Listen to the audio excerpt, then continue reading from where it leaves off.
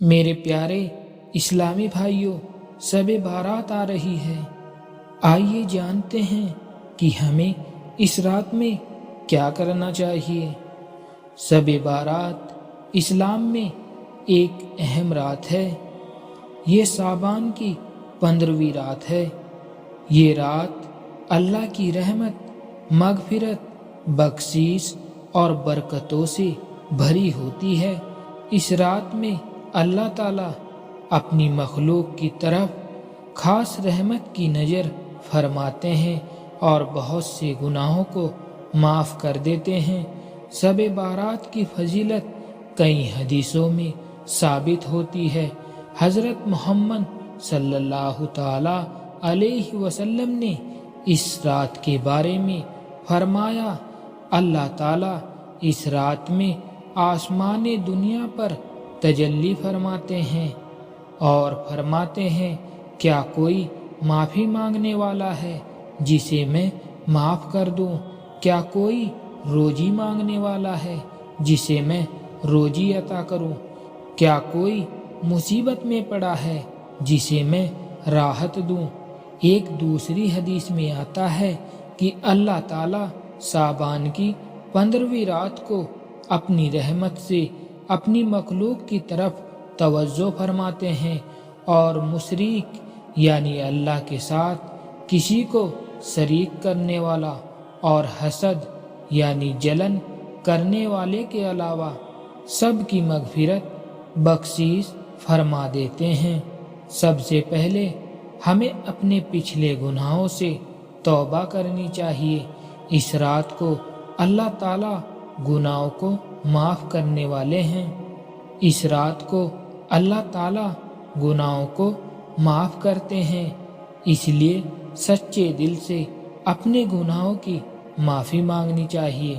اسلامی بھائیوں، شب بارات میں زیادہ سے زیادہ نفل نماز ادا کرنا بہت فضیلت والا عمل ہے۔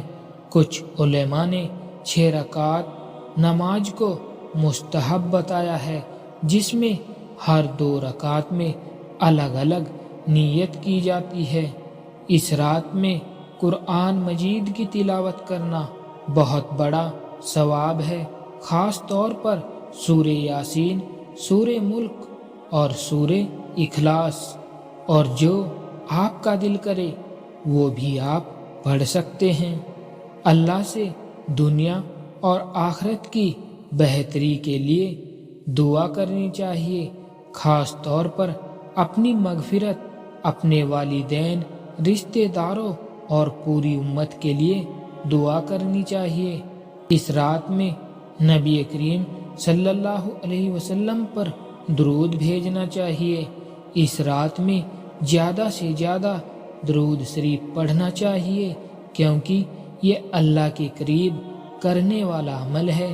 حدیث سے ثابت ہوتا ہے کہ حضرت محمد صلی اللہ علیہ وسلم اس رات میں جنت البقیع یعنی مدینے کا قبرستان تشریف لے گئے تھے اور وہاں موجود قبروں والوں کے لیے مغفرت کی دعا کی تھی۔ اس لیے جو لوگ کر سکتے ہیں وہ اپنے رشتہ داروں کی قبروں پر جا سکتے ہیں اور ان کے لیے دعا کر سکتے ہیں۔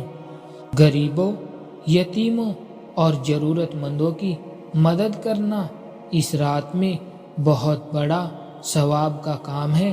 اللہ تعالیٰ ایسے نیک عمل کو پسند فرماتے ہیں۔ میرے پیارے اسلامی بھائیوں، شب بارات کی رات میں پٹاخے جلانا، مٹھائی بانٹنا یا خاص کسی رسم کو نبھانا اسلام میں ثابت نہیں ہے۔ اسلام سادگی اور اخلاص کو پسند کرتا ہے، اس لیے ہمیں اس رات کو عبادت اور توبہ میں لگانا چاہیے۔